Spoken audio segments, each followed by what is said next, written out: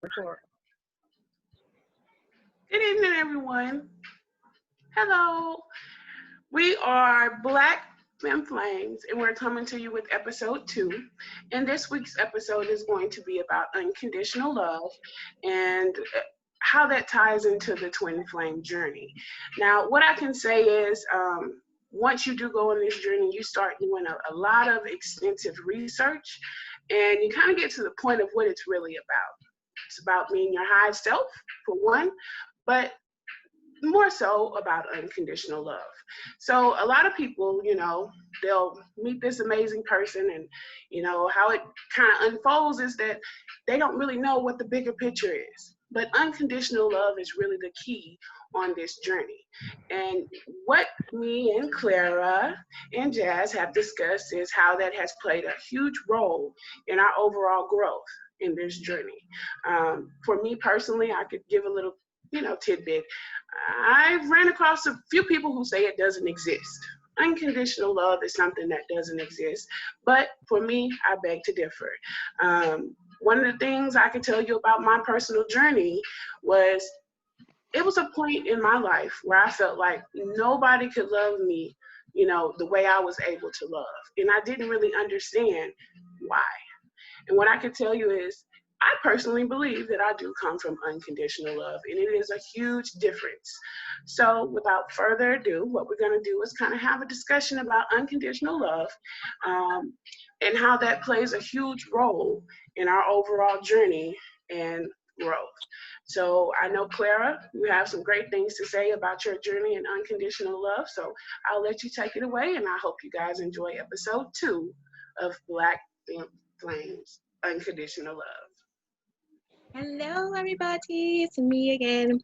I'm a mom, so I think that my concept of unconditional love before I started this journey, before I even knew that it was even a thing as a twin flame, I associated unconditional love with how my mother felt for me, and then as I became a mother, what I felt for my children. Because when you have a child growing inside of you, you're like, okay, I love this baby no matter what. You're excited, and that's just it. Even thinking or feeling that I had loved my ex-husband as unconditionally, and just trying to figure out exactly what that meant. As I got a little older, or as things kind of progressed on in my life, I guess my concept of unconditional love, and then realizing that God is love, and my concept of God changed as I started the journey, more so into my spirituality. I was always very religious, had a very strong relationship with God, but I also always remember kind of like craving more, feeling like I didn't want God to be this far off being looking down on me, but something that was closer to me. As I started as I kind of opened up new faculties with meditation and prayer, I kind of felt that God was unconditional love, that was God. And then understanding what unconditional love is, and the point of like, okay, well, God loves you unconditionally, and what exactly that means is that no matter what you do, even if you don't have a relationship with God, if you feel like you don't believe in God or you don't love God, God continues to love you unconditionally, and he always has, or she or the divine always has their arms open for you and holding this space of love for you regardless. And it's breathless, um, it's breathless, and it just moves easily without without any forceful nature or anything. Just like how nature just grows and things just happen on its own. So when I kind of grew into when I met my twin flame, I found out, like, meeting him and falling in love with him so quickly and unconditionally, it kind of like took me back, because I'm like, okay, I don't know this man, and thinking that unconditional love meant that I had to know them and I had to learn things about them in order for me to love them. So this journey definitely put me in a space where I understood that unconditional love means that I can love someone unconditionally and not really even expect anything else in return or expect for them to love me back and still fully and completely love this person. And with that, it took me to another space where I had to learn how to re-love myself. So that that put me in a space where, okay, I had to forgive myself unconditionally and understanding what that meant, and understanding that mistakes that I made weren't mistakes but lessons that I had to learn to continue on to my journey and still loving myself through all of those things. So I definitely feel like my relationship with God changed, and my relationship with unconditional love has changed moving into this, in moving in through through this twin flame journey, because the journey in itself it's a journey, not necessarily a destination to union, but you're definitely like finding yourself and understanding who you are as a person, and just learning to love yourself. So and then also just like my when I was falling in love with him, and I was like, he did nothing to deserve for me to love him. Like, we really just met, and I love this man. Like, I love him unconditionally, and I really, like, I felt like that was the first time I fully understood it. Like, I love this man unconditionally because he just is, and I don't understand why. And it was a huge taken back, and like even throughout the year that we have been, where I accepted that I loved him, because it took me a really long time to even say outside of my mouth that I loved him. Um, really, like it took like months. I was like, no, that's not what it is. This is I don't love him. I really like him. He's really cute. Like that's it. But it was where I had learned that, okay, I really do love this man, and accepting it, and I'm being okay with it. Um, So now that kind of shifted, because I'm like, okay, well, am I safe loving this man? Is it okay? And then learning that it's okay to love someone unconditionally, and it doesn't it's all right, and just trying to figure that out. Like, I think I'm still learning where my roots are with unconditional love, but I definitely feel like there's a big change in what my concept of it was beforehand and what it is now. Like right now, I'm kind of rooted where I know, like, I love him and I don't need anything else from him. I don't need him to affirm me. I don't need him to.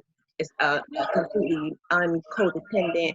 I don't I don't need anything from him. I just love him, and I'm gonna always hold a space of unconditional love towards him and be unconditionally forgiving. It doesn't necessarily, and also understanding that being unconditionally loving doesn't mean that I have to be unconditionally accepting.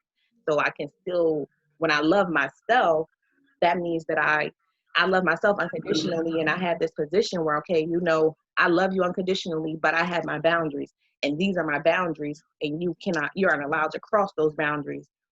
I still love you. I'm still going to hold this position of love for you, but I can still also be able to set boundaries because I love myself too.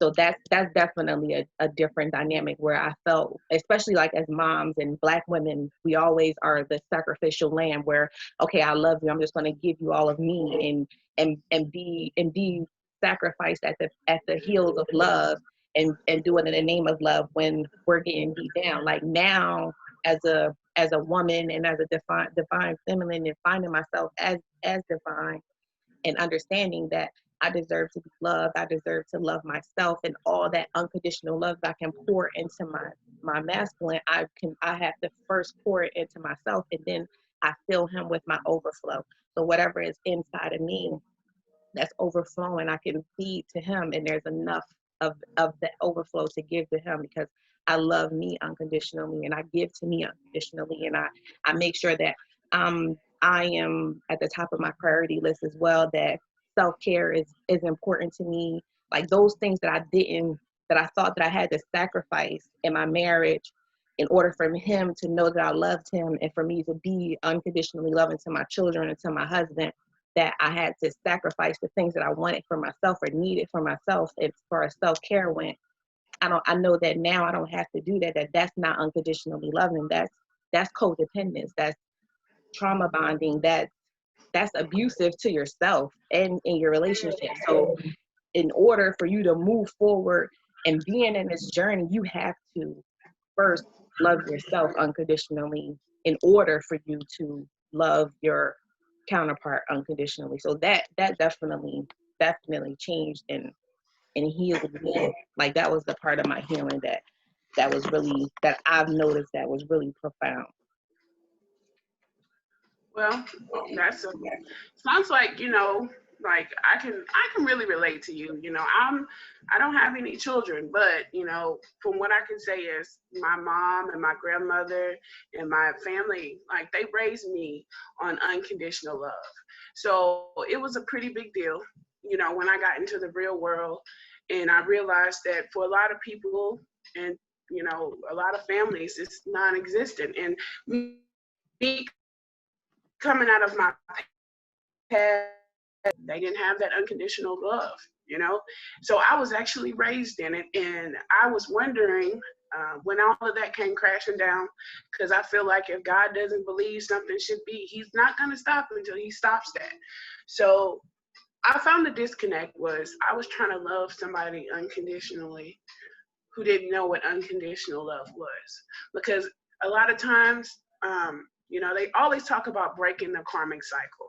That's a big deal on the twin flame journey because, like you said, Claire, I can love you unconditionally, but I'm going to set my boundaries. But so many people are raised in the light of, well, you have to do this, in order for me to love you, for you to be the favorite, for you to be worthy of this position or this title. You have to do this. And I love you based on the fact that you do provide or X, Y, Z. None of that is unconditional, you know. And unfortunately, I do see in our community a lot, instead of really taking the time to heal and pour that unconditional love into ourselves, what we do is we go and we try to form bonds with people, and it's the broken bonds, Yep, yep, the yep. bonds where people don't know about loving themselves. Because if I can't love me, how can I show up, or be able to pick up on the red flags that, oh, well, maybe this person can't love me like I need to be loved. Mm-hmm. Love can also, I believe, be unequally yoked because if someone doesn't know about unconditional love. They grew up in a household where their parents didn't really give them that love or that support, or always called them, stupid or whatever. That's wounds from childhood that rip away the opportunity for that child to experience unconditional love, and they grow up, and that is something that scars them for life. So they grow up with the condition that in order for me as your parent to love you, you have to do X, Y, and Z. Don't embarrass me, and then some people, like, you look at the way the world is set up. There are a lot of people who are in the LGBTQ community, and they always talk a lot about how their parents disown them. Yeah. Because they're so caught up in religion. But, in spirituality, I always preach to my friends or say, to each his own. God already knew where the world would be, so who am I to judge the people in their decisions? Yeah. Right is right and wrong is wrong, but everybody has their perception. And we don't know how far away from, the truth we really are. Because how many times has man touched the Bible? But I won't go too far into that. All I can say is that God is unconditional love because He forgives us for all of our trespasses. If we ask forgiveness, He will forgive us. But who are we not to reciprocate that same thing to our brothers and sisters, or our relationships, or our friendships? For me, I consider myself to be a very old soul. One of those people who I'm not going to just put unconditional love into my twin, because I did tell him that, hey, I love you unconditionally, meaning that I don't have to be with you in order for me to love you, because I'm going to wish you well, because I know that you are worthy of having that unconditional love. But if you don't know about it, you won't understand it. And Yeah. that's just how the cookie crumbles. And I'm not the one, like with my friends. If my friends want to go, I let them go. But I can't say that, oh, I haven't loved them unconditionally, because that's what I was raised in. From household to household, because I lost my mom, I lost my grandmother, and I lost my aunt, but they were all like my mother figures. And all of them loved me unconditionally in different ways. They taught me, they cheered me on, they were there for me. And when it comes down to my friends and my relationships and, just just my overall family, that's what I'm going to do. It doesn't just necessarily have to be my twin. And it really kind of baffles me because I really come across people all the time. Well, that doesn't exist. You know, that's what we've pretty much set up in the world. It's all about your ego, you know, Yeah. not Yeah. about unconditional love. It's what are they going to think? You know, what do I have to do for this person to stay with me? What do I have to make for this woman to like me or to marry me? You know, it's Or how you're you right. have to look. Or how you have That's to the look. condition. You know, what do I have to look like for somebody to love me? But for me, because I come from that unconditional love, I've always had a little different of a mindset. Like when I look at myself, I was almost 400 pounds at once upon a time, but I was still up on stage performing, doing step shows, and having the time of my life because I truly believe they taught me how to love myself unconditionally. It doesn't matter if I'm 400 pounds. It doesn't matter if I'm 200 pounds. It doesn't matter if I'm 120 pounds. I have to love myself at every state that I reside in. And then I have to nurture my spirit and don't let the ugly in others kill that unconditional love in me. You know, before I went on this journey, you know, I knew something was different about going on this journey because I can't lie and say that I was comfortable. It was so uncomfortable because, like you said, Clara, you know, like this person ain't did nothing to deserve my love, but they got it because a part of me is in them, Hmm. you know. Excuse me. And that's just something that you just have to start to really embrace. Yeah. It's people who you'll walk in, you know, run into, and these people will upset you, you know. And they say kill them with kindness. All I know for me, before I even went on this journey, I thought it was impossible for me to be because I wasn't infatuated with men. You know, I had just got out of an engagement, and for me to actually develop that type of love for somebody at that speed was quite a bit alarming. You know, so I didn't really take it as heed. You know, because I'm a Sagittarius, and we're like really feisty, fiery. You know, but when we love hard. And all of my friends, not just my twin, everybody can tell you like that's just my motto because I always felt like, and this is me being really rooted in that unconditional love and being raised in it. The world is an awful place. There are awful people all over the world. You know, I want to be that person. You run into me, it's going to be a different experience because I know you probably ran across 5 or 6 other people who probably might have turned their nose up at you or rolled their eyes at you or treated you some type of way because of the color of your skin or maybe the clothes you got on or maybe, you know, things just aren't up to par where people would give you that, oh my gosh, this is so and you this and that. People judge you. You know, we live in an ego fueled world full of judgment. I don't want to do that to people. You Yeah. know, I think that's a big piece of unconditional love, you know, breaking that generational curse in our community. In other communities too, you have people who kind of snub nose one another, judge one another. It's always a competition, but at the end of the day, what hurts the most? Is it losing $200-300? Well, for some people who may be ego driven and need that money, yeah.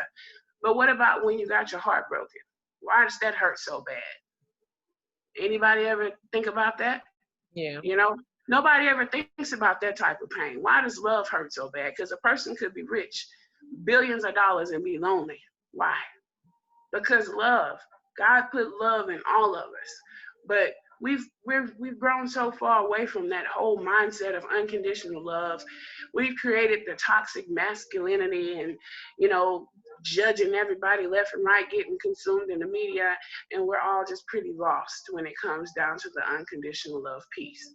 You know, it's no unconditional love because people choose not to love unconditionally. They choose to get into relationships and, you know, without really healing and putting that love into themselves so they could love properly. And that's why this journey for me is so important because I experienced it, but what is it when you experience it and you have it to give, but you can't? Because unconditional love, like you said, those boundaries, they become blurry because they think, oh, this person is really kind and nice and generous, but then it kind of flips and they're like, wait a minute, what happened? Nothing happened.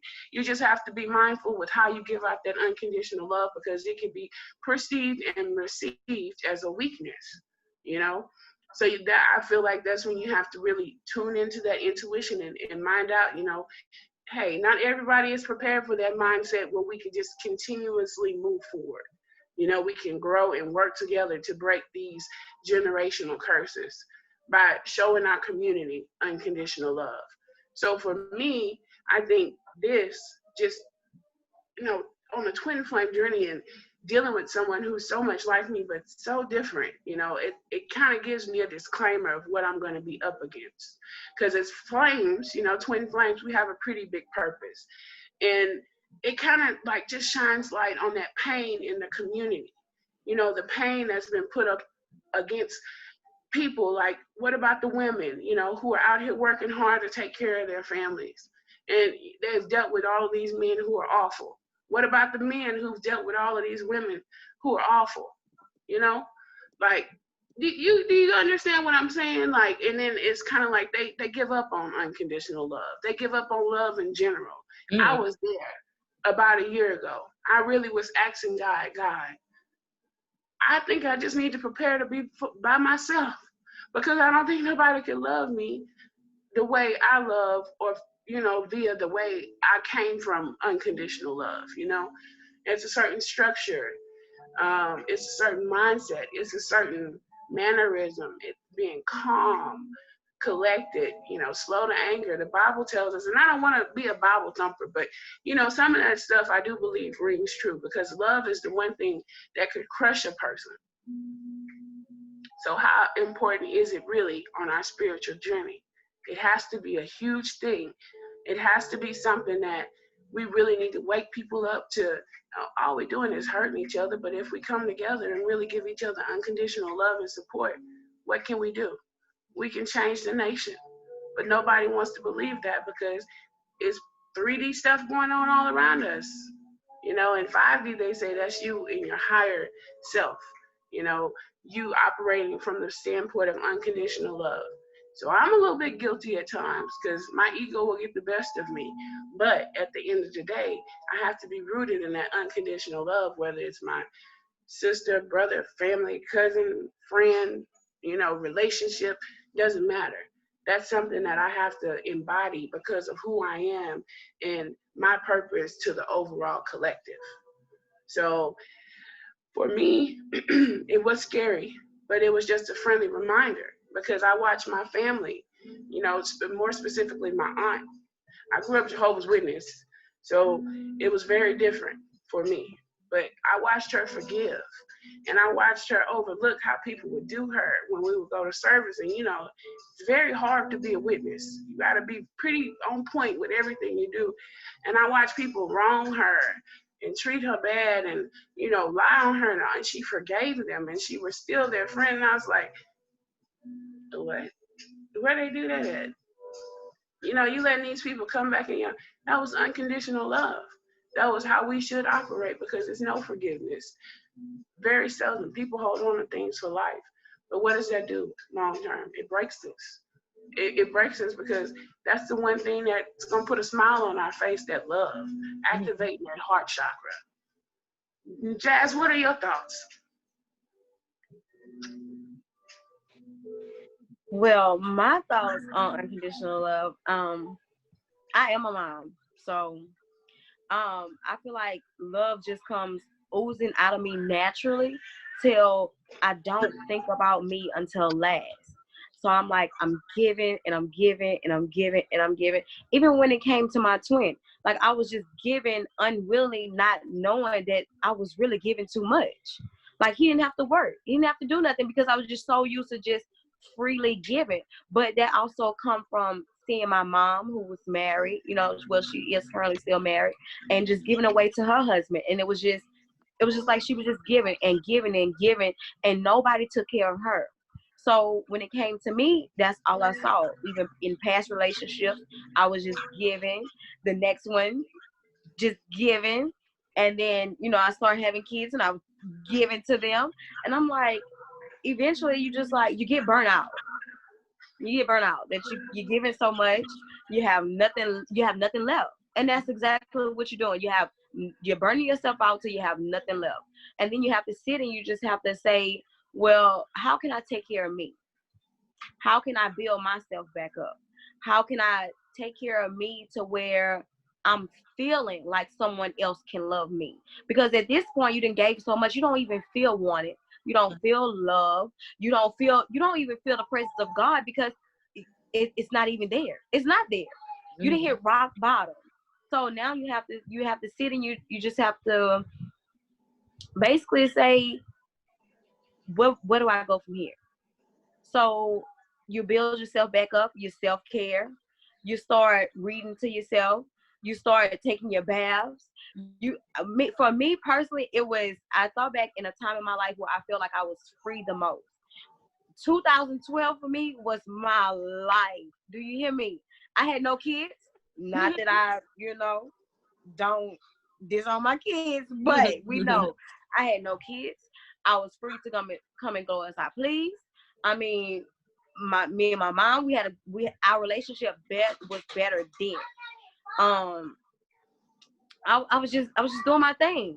God was my best friend. I was like, bruh, if you could give me somebody that think like me, we'll be good.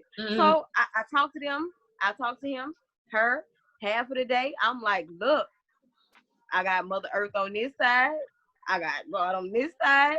What can we come up with today? I'm moving. I hop in the car, I go. That was my way of showing myself unconditional love. Everybody has their own way of showing their self-love. For me, it was just being able to be free and be me. That was love to me. And I feel like yeah, my kids are still up and it's okay. We love them too. For me, when I ran into my twin is when I really noticed. Well, actually, after I exited a relationship with my kid's dad, I noticed that I had just given everything that I had, and I had no idea what loving unconditionally was because I had no boundaries with people. I had none at all. It didn't matter if it was just me being tired in the bed and somebody called me to take them to the store. I was just doing it because I was like, oh, I have to do somebody a favor because, I'm going to do this and I'm going to, and what if no. If you don't want to do something you don't want to do, then say no.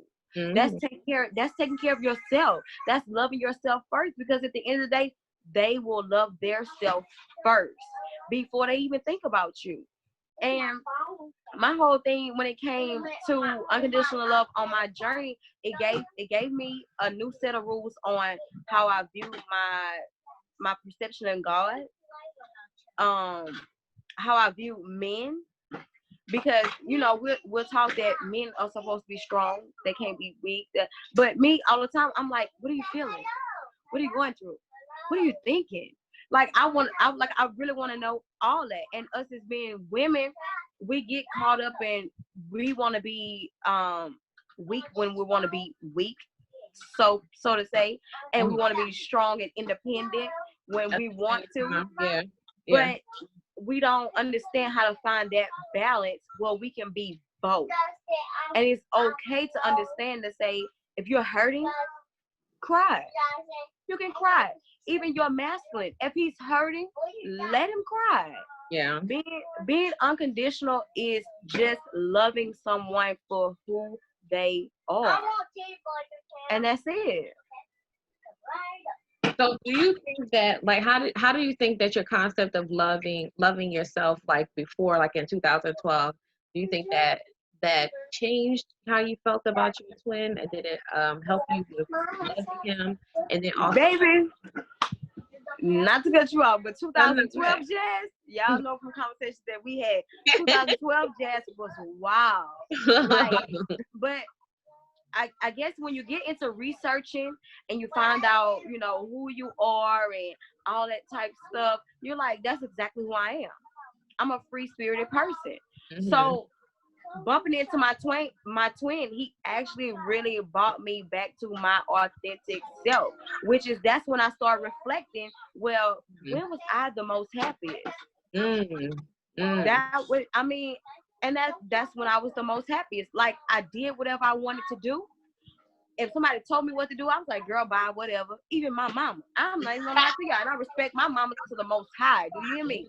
But if she said, Jazz, we're gonna go here, I'm like, nah, man, I'm going over here. I don't know what you're talking about. Like, I'm gone. Like it was just like that. And I feel like you're when we're talking about twins, you know, they mirror you to the exact. So I felt like when he ran into me, it was just like, oh, dog, like, girl, unconditional love, you had it, but then you lost it. Like, where did it go? You just let people walk all over you. That's exactly how I felt. So Like, you I feel just like started it letting. reminded you what it was, like. Right. And because unconditional love starts with self first. Yeah. And I was at that time, I wasn't putting myself first at all. At all. Yeah. Like, I was just letting people walk all over me.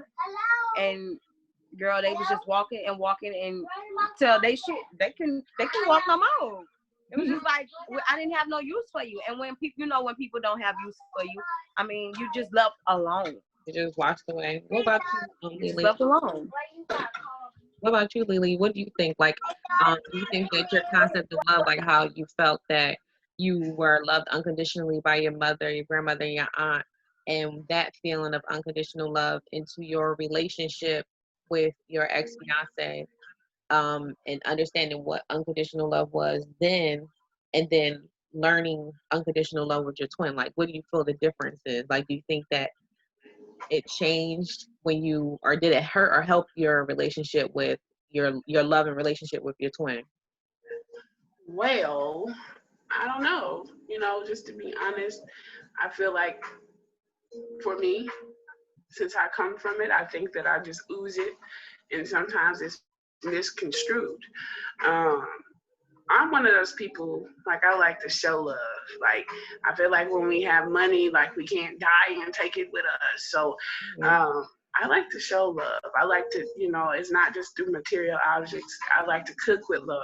I like to show love. So, just having a chance to interact with my twin and really just feel something different, it kind of reactivated that unconditional love and restored my hope. So for me, it was a really refreshing feeling to have, like, dang, it might actually be somebody out here who's able to love like me, and really put forth that same effort. And then when I really got a chance to interact with him, it was one of those situations to where it was just magic.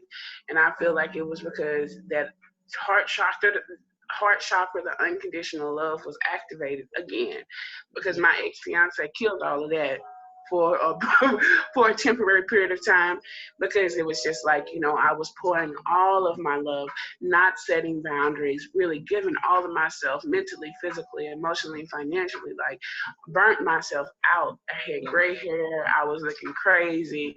And ain't nothing wrong with gray hair, but I was stressing, and you could see it, because it wasn't unconditional, and if you have so much unconditional love to give and it's not being reciprocated, then you kind of burn yourself out. No, it's not kind of, you do. So when I walked away from that relationship, I really remember sitting on the balcony because my apartment had caught on fire, and I was having an intimate conversation with God, and I was like, I don't know, I was like, just let me know. It was like, God, whatever it is you got for me, I'm ready for it. I literally said, I'm ready for it. Yeah. And I had been contemplating, and this is my personal conversation with God, but still I was like, I don't know if it exists. I come from love. I've seen love my whole life, but for me, like, are we so far away from unconditional love till it's not out there? And then here comes this older man, and I was like, oh snap, and Did it feel like kind of adolescent? Like, I know for me, like yeah, it felt like some high school stuff. Yeah, it felt really adolescent. And I think that with that, like, because when we were younger and falling into love and falling into puppy love, we didn't have any fear. We didn't have any of those old that old baggage or all those other emotional trauma and turmoil to deal with. We just loved, and we just loved wholeheartedly. So I feel like, Right. I know for me, like, when I discovered that I was falling in love with this man after really, like, after the first our first date, and I'm just like, yo, like I really like him, and then it's like I really, really, really like this man. I'm like, why? And it just felt like it felt adolescent, and I'm just like, I'm an adult. I just got divorced. I got 4 kids. I don't have time for this crap. Like, and that's where that's where I kind of felt like this journey opens you up, and you kind of, and it makes you feel like this love is like adolescent, and it's because it's such a pure state of love, and then you kind of have to like unpack your baggage, because you come there, you Right. this journey with your baggage, and then you got to unpack it, because that unconditional love got to fit in there, and it's pouring out, and what it's pouring, and because it's pouring in, all of that crap got to come out.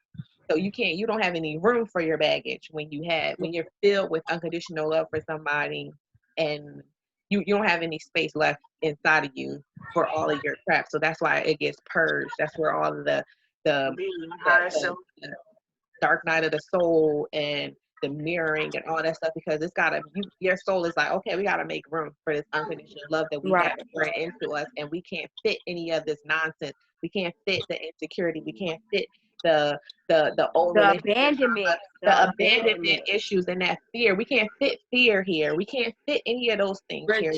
Rejection was another one.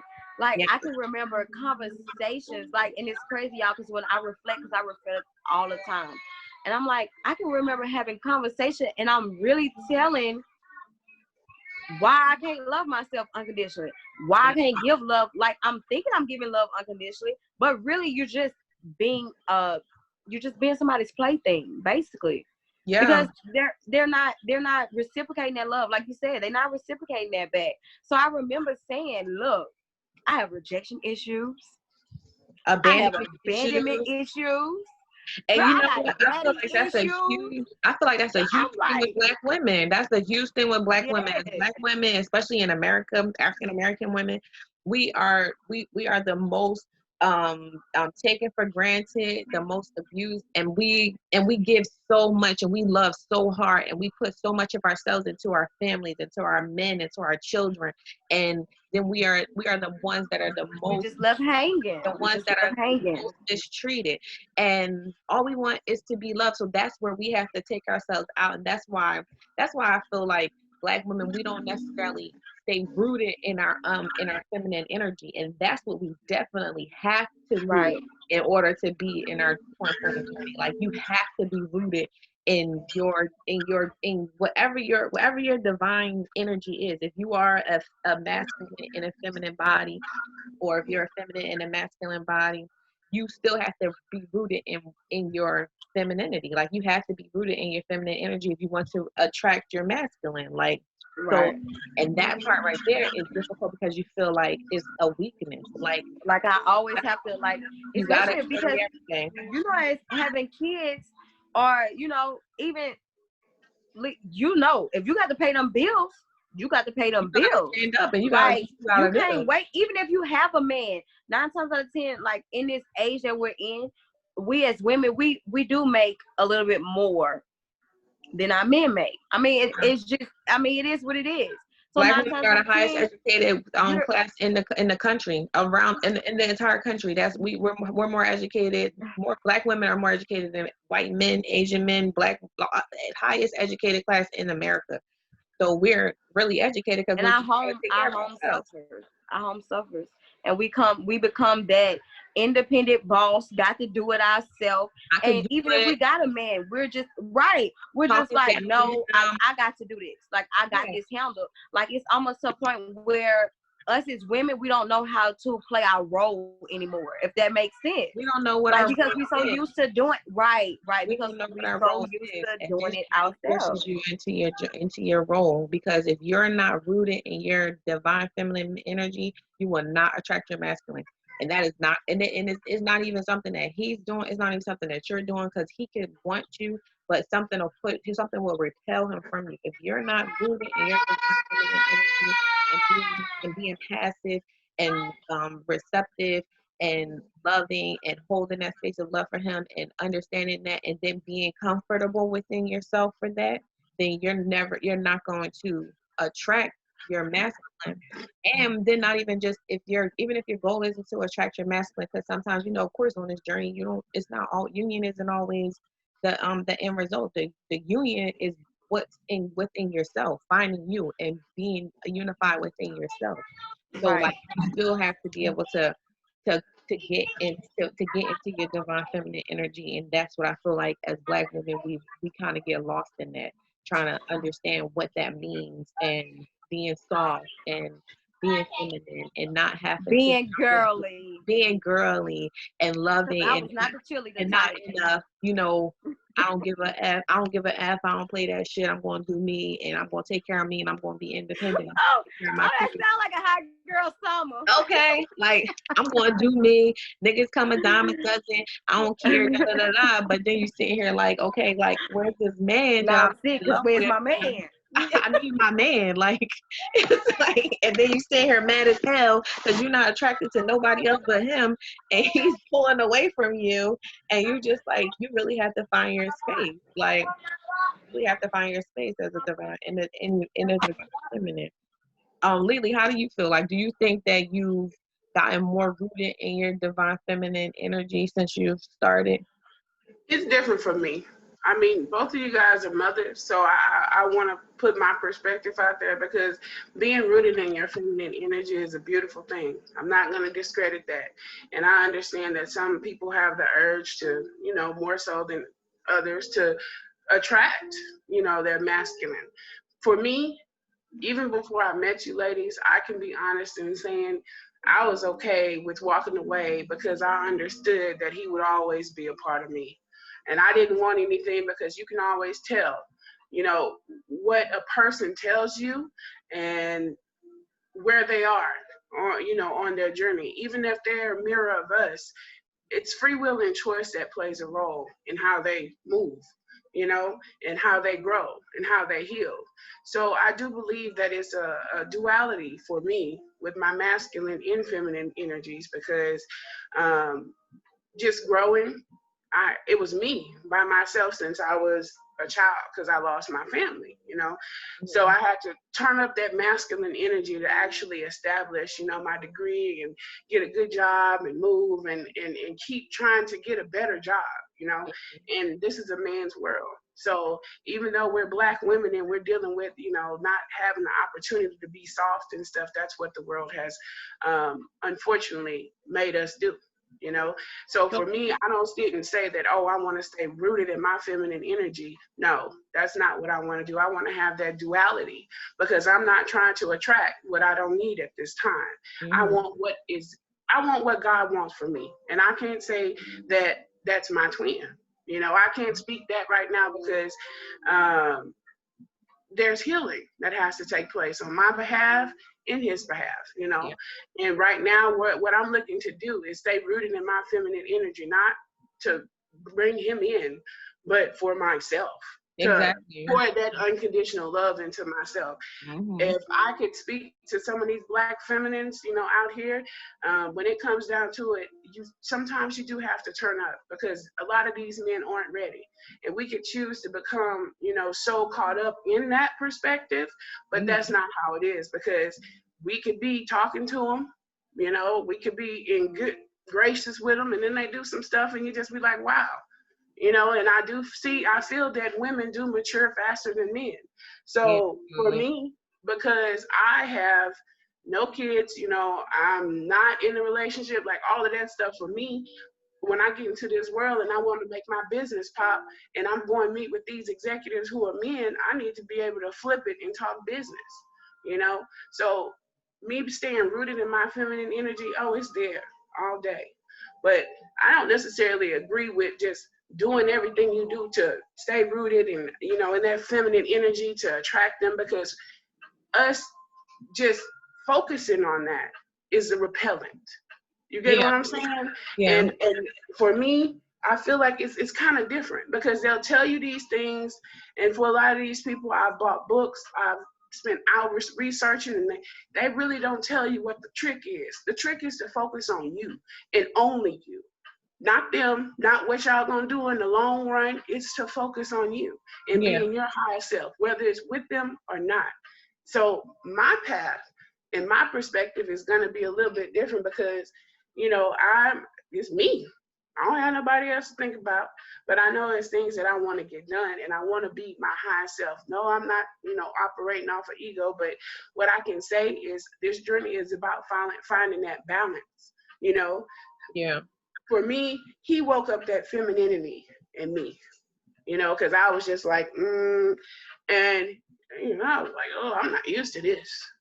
And then I had another friend who wanted me to be all feminine and girly and, play my role, but I was engaged to be married. So I was actually doing a lot of that already and preparing to be a wife to somebody who, I didn't set boundaries with. I wanted to love unconditionally. That wasn't for me. So this journey kind of restored that unconditional love, helped me set boundaries, and helped me really see that it's not about being with that person, because Yeah. as a divine feminine, I was also researching about our role. You know, the divine works through us. So we've all had conversations, ladies, right? And we have dreams. The divine works through us. And if that man is able to control us, or has that much power over us, and we have a purpose to fulfill, and we know that that light comes through the creation or the creator, because when we get pregnant and have babies, we're the ones creating that life form in us. So we're more connected, we're more soulfully mature. So we have to be able to, hey, this is the plan, we're the architects, let's get it out, boom, bam.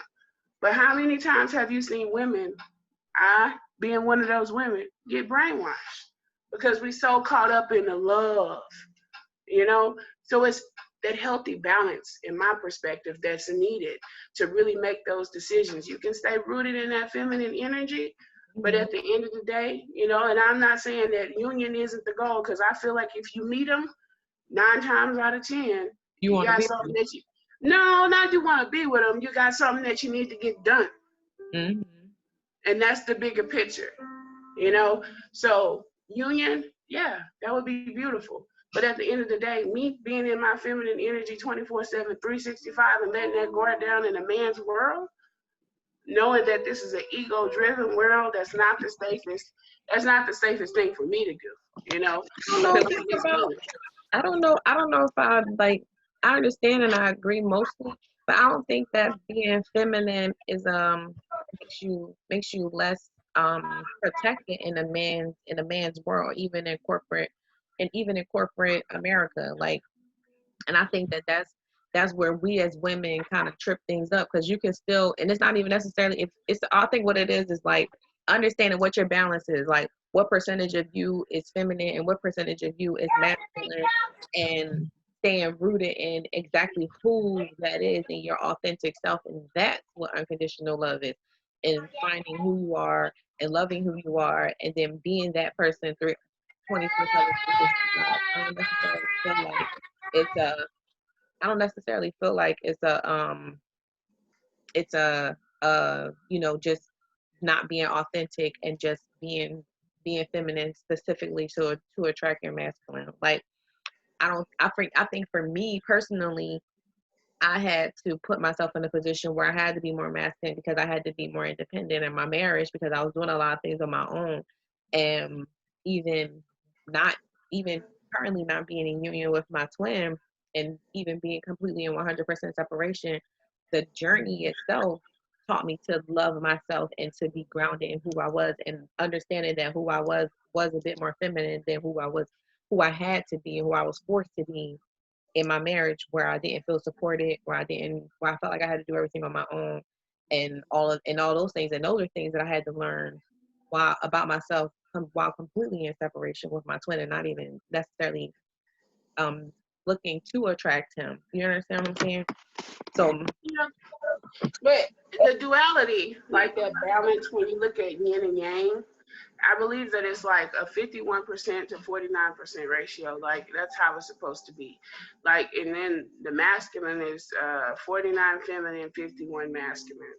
And we're 51 feminine and 49 masculine. It's some type of weird balance that they were saying in the research that I was doing, but it's just a balance. You have just enough of that feminine energy. I feel like for me, when I met my twin, I was more rooted in my masculine side because I was in survival mode, flight or fight mode, coming out of a turbulent relationship and really just bumping into this, not really looking for it. So, like I said, for me, I realized that staying rooted in my feminine energy is cool. Being vulnerable is cool. But because I was working like in an office setting, yeah, I can't sit here and say that it didn't work to my advantage. You got to be on your P's and Q's. Mm-hmm. So I had to bring out more of that masculine and, that logic and calculations. And that's the type of job I had, getting stuff done, and I had to have the notes to back up what I did. So that's pretty much that masculine. And, I'm in a competitive field and I'm always having to look over my shoulder, but I kind of did a little bit of a flip and got a little bit more feminine in the past, so I would say 7 to 8 months, and really started to say, like, okay, I think I want a family. I think I could do this, But for me being rooted in my feminine energy was more so for healing, for not feeling, alone in that world that's full of ego and, having a fight, for that position or that good job and all of that, or, having to be logical when we're emotional creatures. Like, that is a lot, especially when you're just used to, okay, I'm gonna get it done. I'm gonna do it my way. I'm gonna get it done. Boom, bam, So for me, I really feel like the unconditional piece, tying that in and like, being rooted in my feminine energy has helped me to heal, and bring that back out of me, because it was the longest I said, oh, I don't want a family because I don't have a mother to help me. These men ain't That's what I'm saying. Like, I'm telling myself, these men ain't it. They ain't it. That's not what I need. He's not this and he's not that. And, and then I bumped into this stranger and he made me feel like a woman. And that was something that even in my old relationship, I couldn't do, So, I don't know. It really did a number on my feminine energy. I can say that much. Unconditional love, that really did make me feel like feminine again, like, and just that feeling, because it was there. You could feel it. I feel like you can sense it.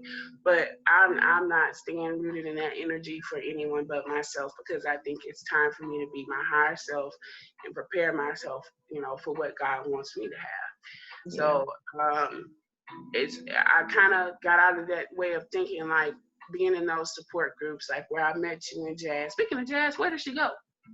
I think she had to deal with the children.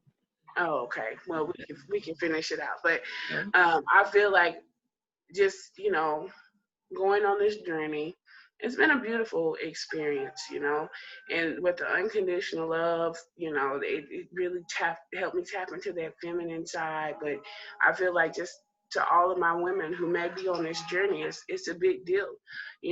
Stay rooted in your energy, have the high hopes, for union, but understand that there's healing that needs to take place on, each behalf, and it's karmic things that have to, play out on each behalf, and lessons that need to be learned. And I think that's the more beautiful thing, is just realizing that is a huge benefit, in us learning and growing and really, really, really waking up the collective. Unconditional love is such a big deal, and people don't even realize why. Well, God is love, and God loves us unconditionally. People think that because we're on a spiritual journey and that's witchcraft, that's it. No, this is real, because like you said, Claire, I can relate to everything you said. Like when you said, oh, why do I love this person? This person did nothing. This person, they did nothing to deserve my love, and then setting boundaries. Jazz mentioned how, she talked about this journey and unconditional love and putting it into herself. And I think that amongst us three, we practice that as well, which is a beautiful thing. We're not mad at each other all the time. And I think this is pretty much setting a good foundation for the clarity that's needed in the, the community. And and with the collective, because so many people are afraid of love because love hurts the worst. But people don't really realize, when you're looking at money and love, you got your love because people have all this money in the world and they be way down here and depressed. And then, you have love and people in the village that are poor, and it's unconditional love because I can go and marry somebody from the village over and their family is just as poor as mine. And sometimes I think that's one of the reasons why I come from unconditional love, because I was poor, so that's a big deal, being poor. And all you got is love at that point. Yeah. When you don't have nothing else, you only got love. And people really don't realize that. And I think that's the disconnect. And that's the beautiful thing about the journey, because we've experienced having that love that comes from love. Nothing. It's just in you to give that love unconditionally to that person. And for me, I verbalized it. It was a lot, but I believe that my twin received it as it should have been received, which was a great thing. Like, hey, I love you unconditionally. I want you to be happy. I want you to do what makes you happy. I want you to have a happy life. Yeah. I'm going to forgive you if you apologize, and I'm going to move forward. And, like, those are the types of values that we've just grown so far from, because the ego runs the show. That's our 3D selves. But your twin flame journey is more so about your 5D self. The person who is in that sacrificial position to give unconditional love, because it hurts sometimes to give that type of love, because we're imperfect human beings, Why do you right? think it hurts? Like you think I think that like do you think it hurts because it's because you don't understand it or you're fearful? The only reason I say it hurts to give unconditional love is because you have situations where people don't receive it. Like they don't believe in it, and that's the Well, then hurtful part. wouldn't that be a condition? Like if someone's not receiving your unconditional your love towards them, like when how does that make you feel? Would that is that presenting a condition? What do you mean? No, I wouldn't say that it's a condition. I just say it hurts because it's like not rejection, but it's like, okay, I don't believe in it, so you just lying. That's Yeah. how that feels. Like it's not like, oh, I'm not gonna love you anymore because you won't receive it. It's more so of like, dang, well, okay, I can't I can't I can't give a person that experience, or that background, or that validity. I can't make you believe what I'm saying. All I can do is show you, and even if the actions don't follow through with whatever you believe is in mind to be unconditional love, or even if you don't think it exists, Mhm. then what are you basing it off of then? So like I said, sometimes giving it could be hard because people who've never had it don't know how to receive it, and they'll take it and they'll misconstrue it. You're lying, you're not telling the truth. And that's not me really saying, oh, it's a condition. Like you gotta accept it because I'm giving it, or else I'm not gonna love you unconditionally. No, that's just me saying like, hey, the unconditional piece is that's genuine because you ain't really did nothing to deserve my love, and I just Mhm. love you because I'm in you. You Yeah. know. So, but like with friends and family, sometimes it's conditions. It's conditions that are, placed upon a love in the Black community, all communities. You got to provide, you got to have money, you got to have this and that's all ego driven. When you rip away everything else and just considering where everything is, where everything else is, like the things that are going on in the state of the world, coronavirus, it made all of us go back into our homes and be with our family, And force you you know, to face whatever you was running from to before. face it.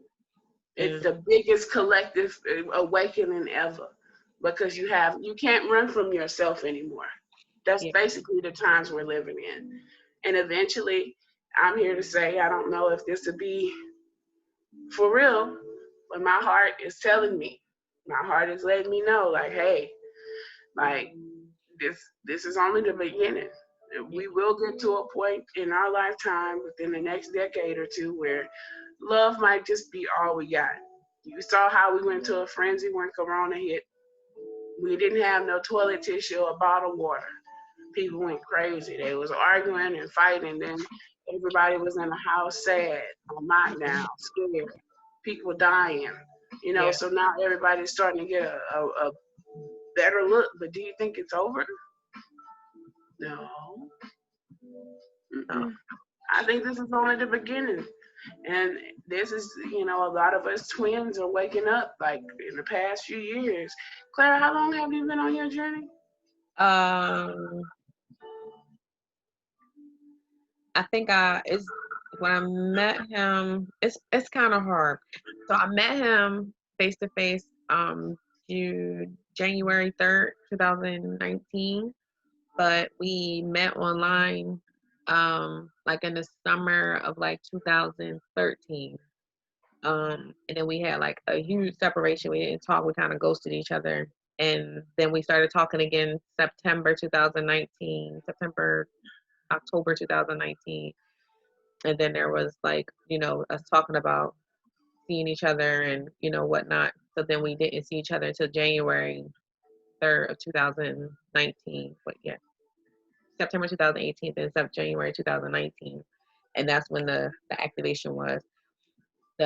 When I like realized that I was on a twin flame trajectory, that was September 2019. Yeah, that was September 2019. Really? Yeah. That's like right. Okay, so I just said it's a collective awakening went on. That was right around the time that lady told me that I met a man who was sent to light a fire in my life. So that's crazy. Yeah. Because he was been my friend on social media for a while, but for me, I really ain't pay attention.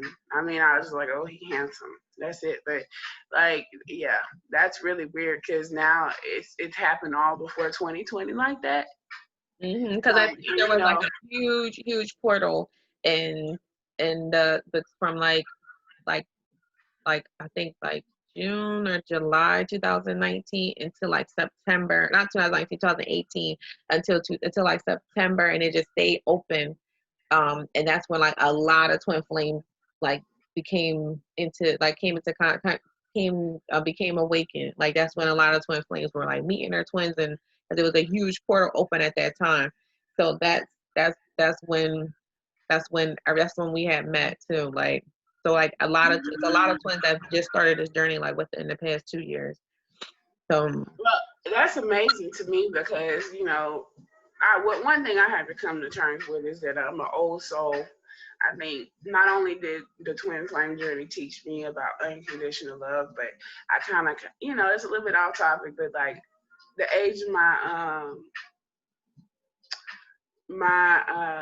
twin kind of tuned me into like, okay, maybe I'm real old, and then I kind of started to kind of pay attention to like everybody going through the same thing, and I was like, well, maybe I should look into past, like all kind of crazy stuff started happening back in like last year, and it just kind of brought me to the point, and I was like, man, I got that old school love, but then I did research, and it was just unconditional love, and I was like, okay, well, why is it so hard to find somebody like me?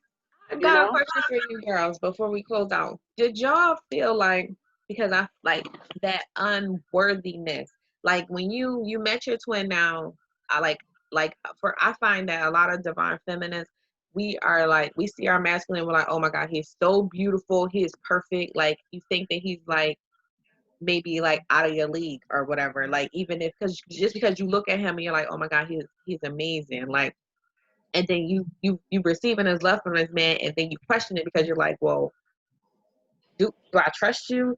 Is this real? Like for me, that was Yeah. where, because he said it first to me, and I was like, are you serious? Like, you don't have to tell me that. Like, I don't need you to lie. I don't need you to just say it. And he was like, no, I'm the type of person, like if I say something, if I feel something, I was open. I've always been open to loving you. I've always been open, and it was fine. He realized that we were falling in love, like he was falling in love with me really quickly, and he was okay with it. For me, I was like, oh shit, like this is scary. But when he just told me, I didn't believe it. Like he told me July of 2019.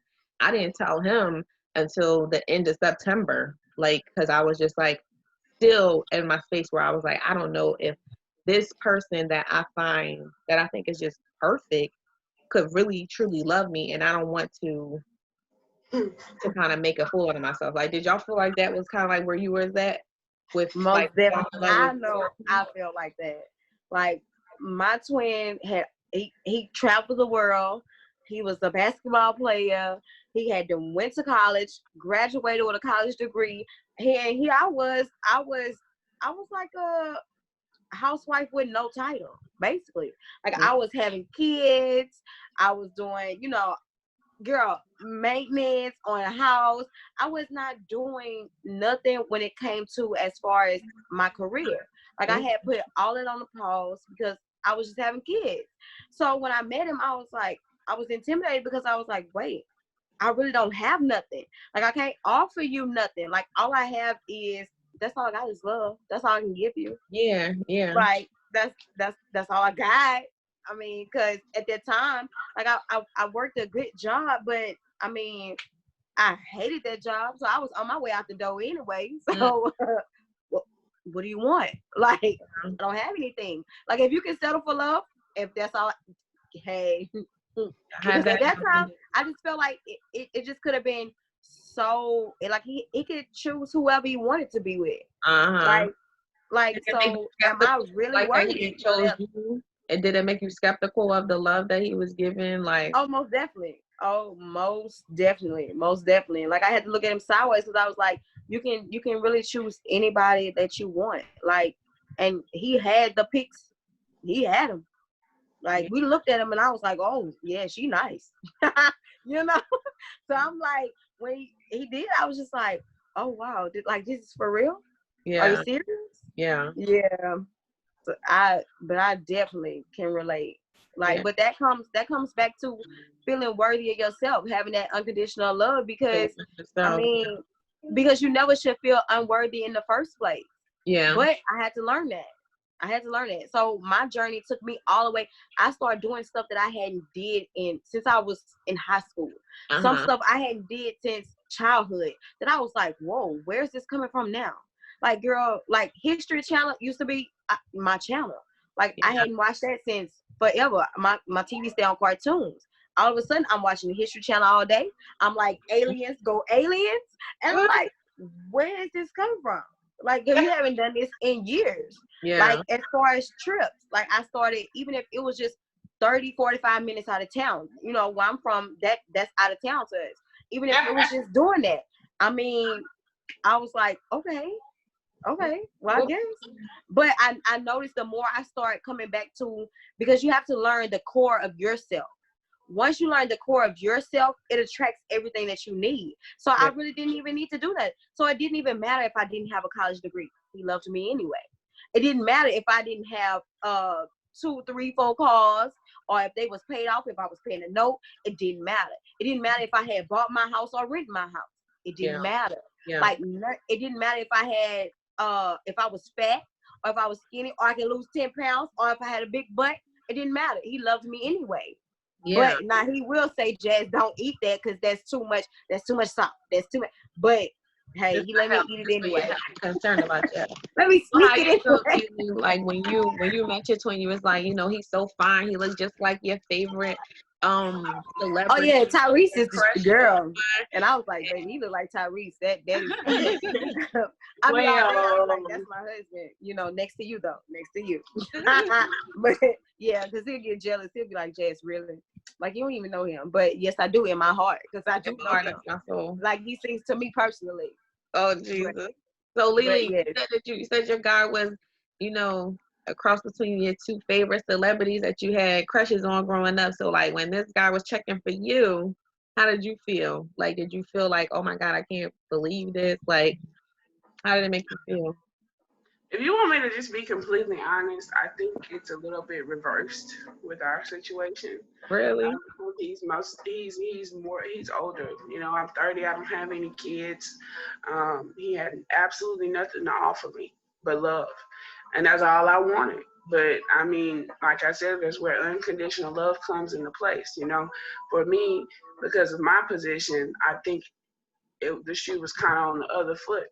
Now this woman don't want me. What she want with me? I got all, like that was the perspective. So y'all see me over here making all these faces, Yeah, and I'm like, I'm kind of getting Like, like, cause I feel like I was the one with the baggage. Like, even though me and my twin both have children and stuff, but you got to know, ladies, once he accepts you, like he accepts your kids. So it's almost like you're like, dang, I come with a lot. Can you handle that? Can you love me enough to accept that? And yeah. I feel Like, do it's yeah. you flipped over feel here. do you feel like you more of on the divine masculine side of the spectrum, or Me, yeah, or do you feel like because actually, you like because it does because energy is energy. Like, you could be I feminine. would just be real. It's like either or. Like when you kind of balance both of those energies, like anybody will tell you, like I have that weird duality in my energy. So I was able to turn up with that masculine energy and really create, stability for myself. And like one of the things that I can tell you about creating that stability is like you do for me, because I don't have much family. That's one thing that I always wanted. That was something that's so beautiful to me, but I was always afraid. So like the journey helped me come to terms with things. That's what I want. But I don't think it's just me being masculine. It's just I'm able to kind of look at it from a different perspective because he's masculine, But the feelings that y'all was feeling, I could apply that to that's probably how he felt. He just a young girl coming trying to love me. What she want with me? I don't have no money for her. That's the stereotype nowadays. Get a sugar daddy, and it Yeah. wasn't no. He couldn't give me no sugar, so yeah, he couldn't give me no sugar. So I could really relate to what y'all was saying because that was what I was just trying to do. It was like, I don't want you for that, but you made me feel something. And he came like, we have an exchange like, oh, I'm in love with you. I'm falling in love with you. But because I think we're both kind of stubborn. So that's another reason. But that duality, like I can kind of bounce back and forth from feminine to masculine because of my life. I'm not going to say like, oh, my life has sucked. But what I can say is that I've had to fend for myself by myself for a while, Yeah. and that's put me in a position to where now I'm really like more so focused on tapping into whatever energy I need at that time. And that sounds kind of crazy, but when you got that balance, you can make it work to your liking. And like when I think about just like, that which I was saying, I don't think that's just a feminine energy. I think that could be a masculine energy depending on the Yeah, you situation. do bounce back and forth. Like, you and your twin, you do both bounce back and forth. And Hmm. who's possessing the feminine energy, and who's possessing the masculine energy. And he was really creative, and the creative side of things is more feminine energy. So Yeah, I mean, but when I triggered his masculine energy, because I was really upfront and clear, with what I was bringing to the table. And you can't really do that if it's not equally yoked. But I was really forthcoming with all of the information because I felt like, hey, I could trust you with this information, but that can be very snumbling, when nobody really has anything to give, like the kid situation. I could relate to that, even if I don't have kids, my twin is a part of me, they have kids. That would be something that I would have to accept. And then some of the kids are close to my age. That's something else that I would have to accept. yeah, So that acceptance was a big deal, and I really don't like to be. I don't like to be cuckoo or crazy over no man. So it was just she said let her back in. But it was yeah. just I got you. okay.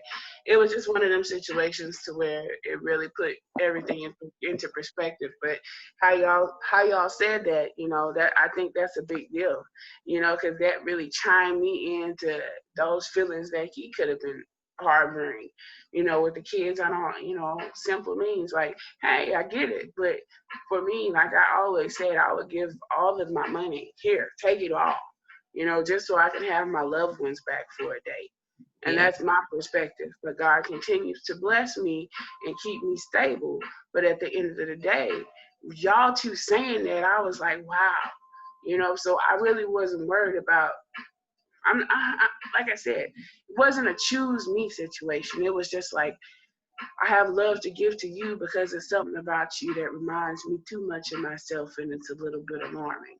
So are you gonna let me love you or not? And if not, well, let me put that love back into myself Mm. unconditionally. You know, I'm not gonna sit here and say, okay, you gotta have this, because nobody's perfect.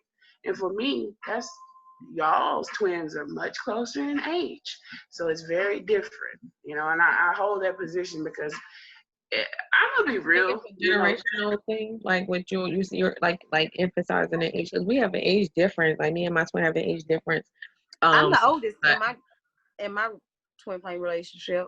I'm yeah, actually the it's oldest. not a yeah. Like he's 6 years older than me. 20 years is a huge gap. Yeah, I'm saying like generationally, you think that like the Yeah, generational gap is it's is it's a big is a deal big because difference back between then them. men had to be providers. Women stayed at home.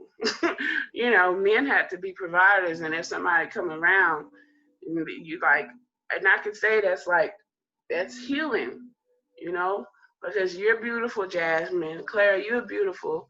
You know, you think about the hearts you guys possess, the beautiful personalities, the outside and the inside. You're beautiful, Thank you, right? darling. You too. So, so Thank you. thank you. You too. Thank y'all. Thank y'all. We all are fabulous, okay? Wow, Okay. y'all kind of You flashy. know, Hollywood.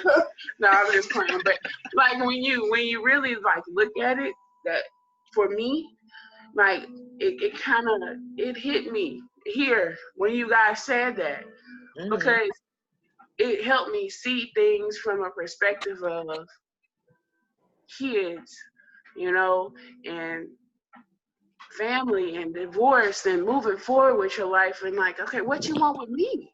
Yeah, I no, ain't got that's nothing for very, Yeah. you. But yeah, I no, can't say that's I And ever felt like I that. think I was from the one their trying to give perspective that too, love.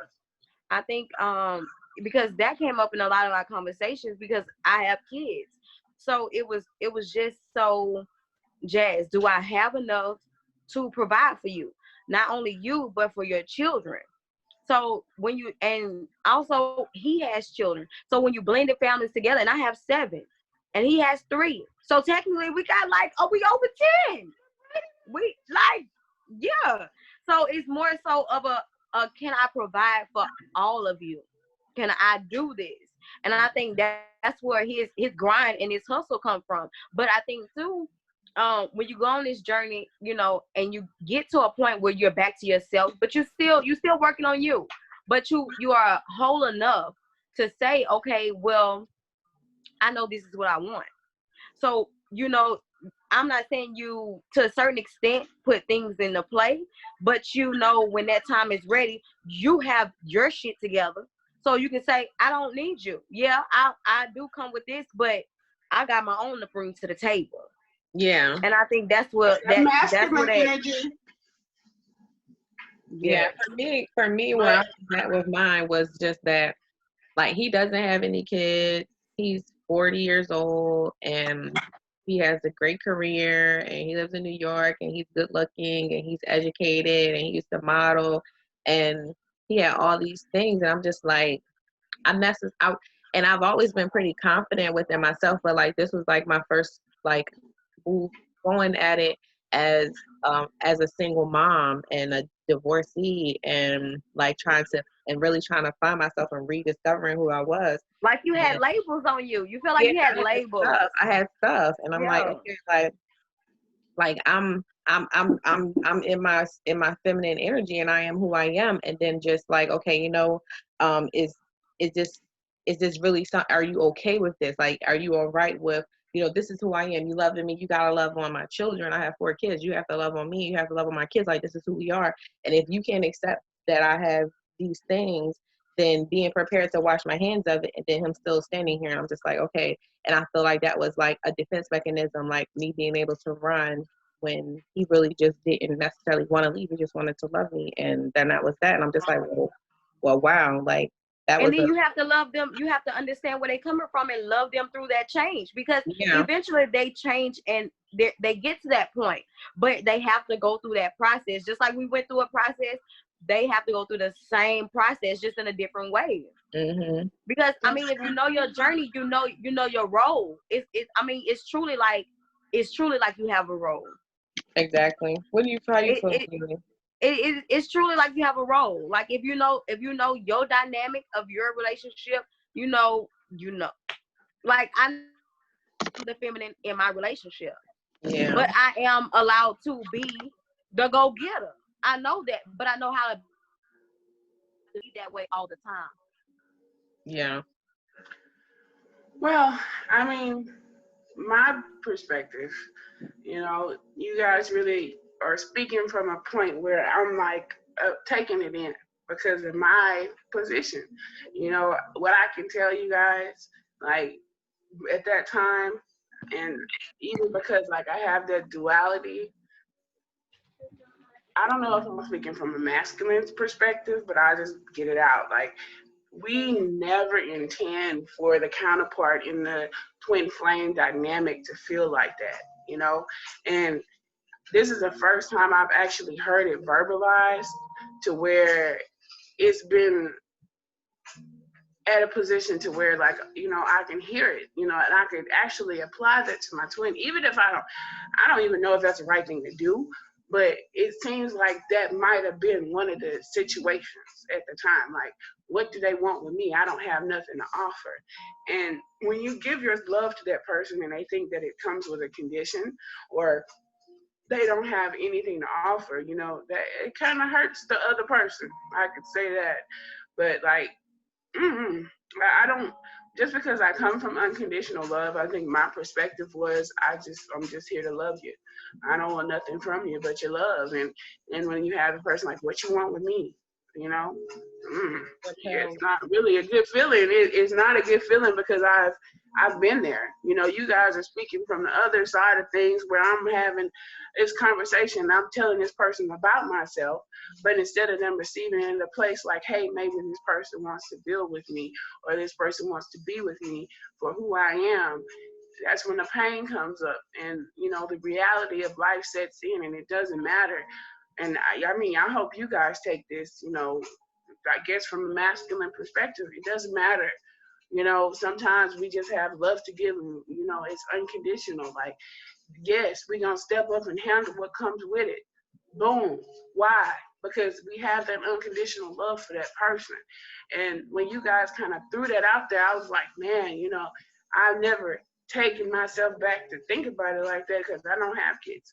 Like my ex-fiance ain't been back here in forever. I don't have I don't have anything that's going to come up and, make it to be like, oh, well, what he want with me? Sometimes I might look over my shoulder about, what I do for a job or something. Like, you might want some money from me, but if I'm trying to love somebody and it's unconditional love, I already know, like, if you tell me this is boom, boom, boom, boom, boom, and you're upfront with me about that, I'm not going to sit and be like, oh, well, I don't want you because you got this amount of kids. That's not how this works. But sometimes you got to think about the other party and how they would feel like coming to give you. I'm not trying to have a competition with you. We get here and we go like this together, Yeah. So that was a real eye opener just in those past few minutes, you ladies sharing that, because I can put my twin in that position and really, like, I took that to heart a little bit when y'all said that, because it's like, we never intend for that person who may have kids or who may have a different circumstance to feel like we want to, like we want. No, I get it. It's nothing that you can give me, but what's the ultimate prize? Is it what you can really do for me or give me, or is it how you love me? Because you see me in you and vice versa. That's powerful. I think I think that's a good point to pose on. I think that's really powerful because I think that's kind of dope. Just understanding that and then you having that aha moment with understanding for your twin. Like you see Well, how Right. I the always divine works understood. mysteriously. I always understood and I knew deep down that's what it was. And that hurt me because I'm not that type of person. And I would say He has to learn that though. Like that's yeah, probably like one of his like when we talk about triggers for us, that might be one of his triggers, that it's just something I feel like even though we might have come from unconditional love in some type of way, they might not have. So they have to learn it. And Well, then we just stuck in the process of, you know what I learned? I've learned that we cannot take our journey so personal. Because I used to take everything with my twin personal. Like, even if a girl will walk by with a big butt, y'all, and I like big butts. Like, I look. Like, we can look at like, I look at butts. not like big Not butts, because Jazz.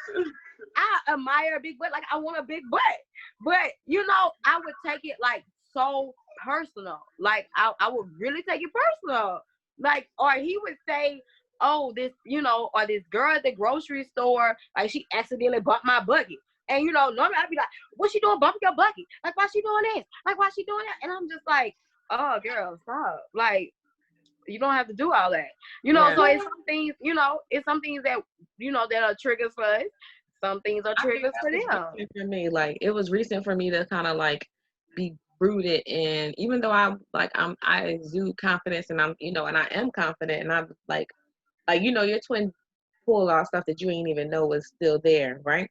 So I'm like, I know I'm good. I'm comfortable with who I am. I love who I am. I can celebrate other women because I love who I am, and how beautiful another woman is, or me recognizing another woman's inner beauty or outer beauty doesn't threaten the beauty that I have within myself. So I always was able to like give, you know, to be able to tell another woman how beautiful she is, or how beautiful her smile is, or any personality traits that I thought that were attractive, or to celebrate other women all the time.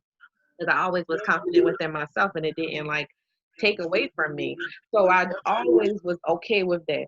But like with my twin, it pulled out like insecurities that I did not know were there. Like, because I've always felt confident and feeling like, okay, you know, nah, I'm good, I'm good, I'm good. But then seeing him, and like him being just himself, I just would find myself like just searching the internet, like, he's lying about something isn't true, like, I gotta figure this thing out, like, he is sneaking around, he is doing something, he is playing a game with me, like. And then like I had to literally like recently, like in the past couple of days, like just get rooted and just say, okay, Clara, like, are you the shit? And then like I'm just like, self is like, I'm You talking are to the shit. like Like, self, you are the shit. right? I'm like, self Yeah. say, I'm like, self, am I the shit? Self say, yeah, you the shit. You the shit, Yeah. girl. You the shit, girl. Yeah. So I'm But like, we have, I mean, we why go you through care? it. Why you worried about all of that stuff? Why Yeah, you we care go through about it. what's going on, and why does that matter? Because you need to be rooted in your own, like, in your own feminine energy, or even in your own confidence and knowing who you are. So like, even if those things are true, it doesn't take away from you or take away from the love that you have, that he has for you. So it was more so me questioning it, like, well, nah, he's lying, because I need to find out. Like, I'm gonna Google his ass. I Google him out once a week, trying to figure things out. Like, nah, something ain't right. I'm gonna It find ain't out a lie. at his job. I'm going to see what's going on. Just let me see how he introduced me to his friends. Let me see how the conversation go. I'm all in the background on FaceTime. Like, what you got going on? Like, you know, just Yeah, I eventually got to a point where I was just like, you know what? I'm not even gonna play with you. I'm gonna go on by my business. But in the back of my mind, I'm like, I'm talking all that shit, but I ain't gonna let him know that. Go ahead. yeah, no, I You told gonna him. chase me? Look, what you say, Claire? Strap them Nikes up. Well, for me, I don't think that I want the chase or the run, or I just want some calm. But you know, the runner chaser dynamic, it never stops. What I like can some say, smooth like runner chaser, like some like ooh. No, ain't nothing smooth about this journey. I don't want to run. I don't want to chase. I just want my man. It's Like, smooth if like you find Lord, just X-Lax. It give got it you to on the me. Like, toilet. I gotta play these games. like speaking me out a little bit, like show me. Yeah. And so Yeah. that's why I was there. I'm like, okay, I gotta figure. I think he's I said, lying. I'm too fat to run. I'm too fat to run after somebody like that. No. It was just, I think what I was doing was just like, was trying to find a reason to run. Like, okay, he's not telling the truth. Because if I find out that he lived with a woman, or he something else is going on, then I'm going to be done. and try to like you, find any reason to be done. Like, oh no, I'm gonna find it, and it's there. I feel like I had got that way, Claire. I did get that way when I started researching, and I was like, Twin Flames have a mission, and we go into the planet, and we gotta do this, and I was like, whoa, too much pressure. God, you're putting too much pressure on me. That's too much pressure. I don't want that. I'm like, let me see you put something on his Facebook by the X or something. Let me see you like somebody's picture. I got to go. Like, I don't even want you talking to me. Yeah, that's crazy because I feel like it had to be like that because of how we started out. Like, our dynamic was together, so we was together.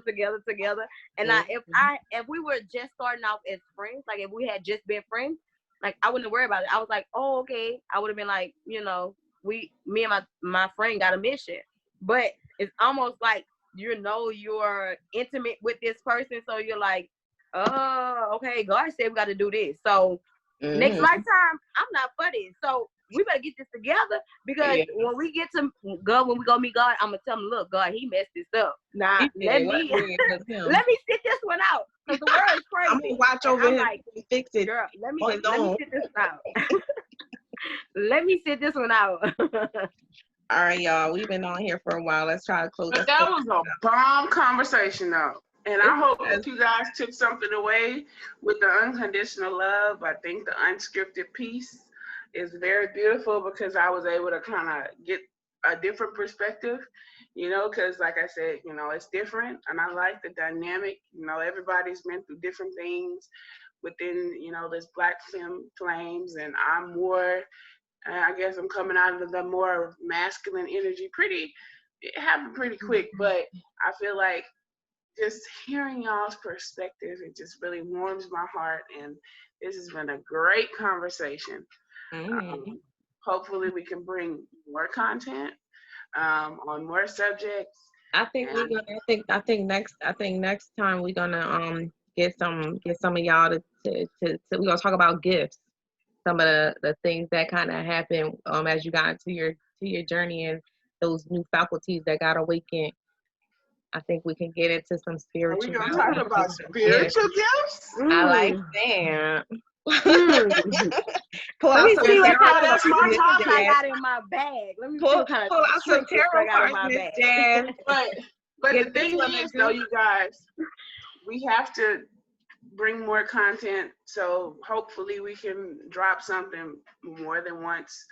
Keep it a little short because when we get into it, I think this is good though, because I think people need to just hear like the open forum about it, know what it's about, know different feelings and different perspectives. You said talk about our journey and the spiritual gifts. I think that's a great next topic, simply because of the fact that most twins are meant to have special, I guess, gifts, spiritual abilities, dreams, premonition, communication. And I'll tell mine in the mirror, don't make me go to spirit on you, because I will. I will. And let me get my trinket. Spirit don't stop till spirit let you know. Spirit let you know what's going on. I had an encounter with spirit this week, so she was like, girl, look at this, that, over there. Let's talk about that next week. I don't want to give them too much. I don't want to give them too much. Yeah. All right. Well, everybody, good night. Good night. Thank you for joining us. Black FemFlames out. Till next time.